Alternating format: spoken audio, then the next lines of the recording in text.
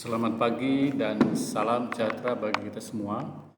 Berjumpa lagi dengan saya dalam mata kuliah Statistika 2.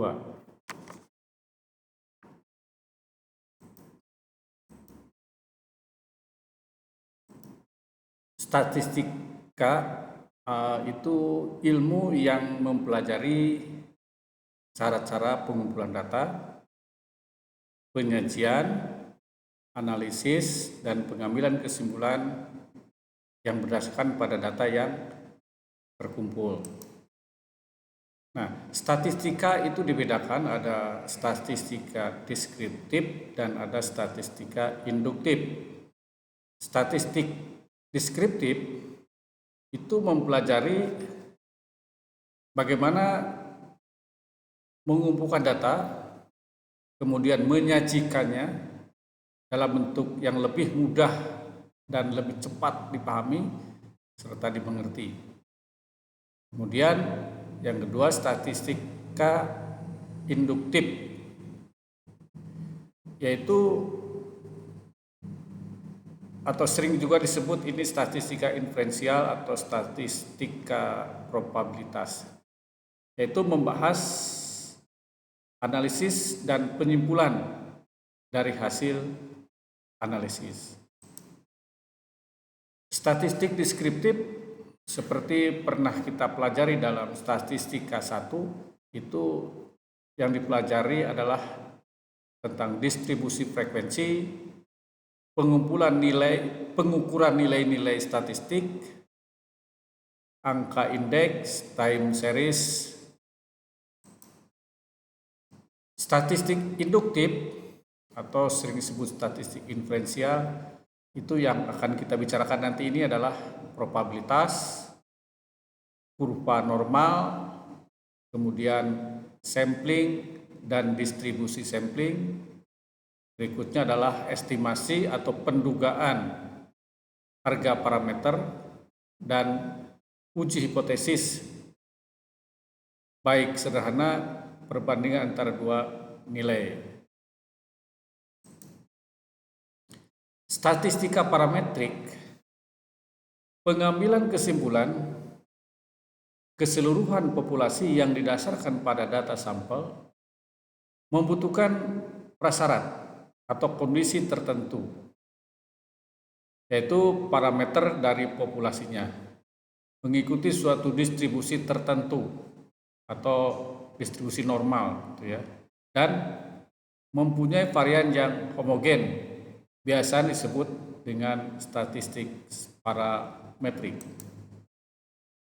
Statistik non-parametrik, apabila persyaratan tidak terpenuhi, jadi jumlah observasinya sedikit atau tipe datanya nominal atau ordinal, begitu ya, maka biasanya dipakai statistik non-parametrik.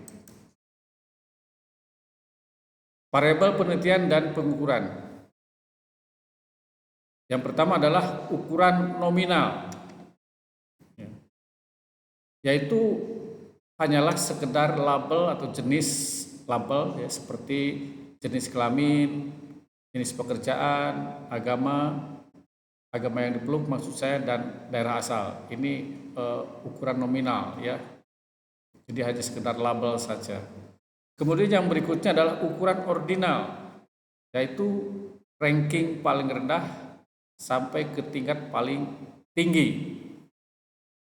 Yang ketiga, ukuran interval, yaitu ukuran yang tidak hanya mengurut atau ranking seperti dikatakan tadi pada poin kedua, tetapi juga memberikan informasi tentang interval antara satu orang atau objek dengan yang lainnya. Yang lainnya akan tetapi tak memberikan informasi tentang jumlah yang absolut. Yang berikutnya, yang keempat, adalah ukuran rasio, yaitu ukuran selain informasi tentang urutan dan interval, juga informasi tentang jumlah absolut. Misalnya penghasilan seseorang 2.700.000 per bulan misalnya, atau hasil panen sekian kintal per dalam hasil panen tahun ini misalnya begitu. Itu hasilnya itu absolut ya jumlahnya. Nah ini tingkat pengukuran dan statistik yang cocok ya. Jadi kita lihat ini tingkat pengukurannya. Ada skala nominal seperti saya katakan tadi, skala ordinal dan skala interval. Berikutnya adalah skala rasio. Nah, statistik yang cocok itu dan kita lihat uji yang sesuai adalah ini. Ya, jadi kalau misalnya statistik yang cocok, kalau skalanya itu nominal itu kita hanya melihat modus, mode, frekuensi, kemudian koefisien kontingensi. Ini bisa menggunakan uji statistik non parametrik ya.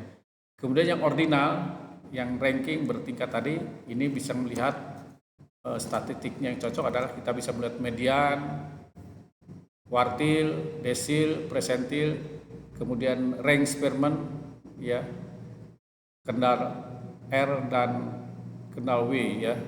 Ini uji statistik yang cocok adalah uji statistik non parametrik ya.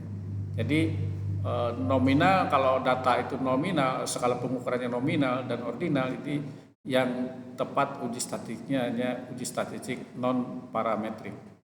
Kemudian berikutnya adalah ini interval dan rasio. Kalau data itu data interval, maka statistik yang cocok itu adalah min, jadi kita bisa mencari min rata-ratanya, kemudian deviasi standar, korelasi produk momen, persen, kemudian korelasi produk momen berganda ya. Ini bisa kita menggunakan statistik itu ya. Jadi ini termasuk uji statistik non parametrik juga bisa menggunakan itu dan uji statistik parametrik.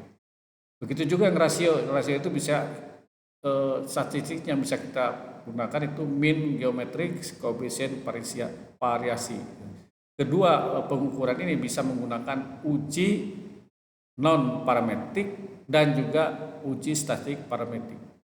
Kesimpulannya bahwa hanya dua data inilah, dua pengukuran inilah ya, yang bisa menggunakan uji statistik parametrik.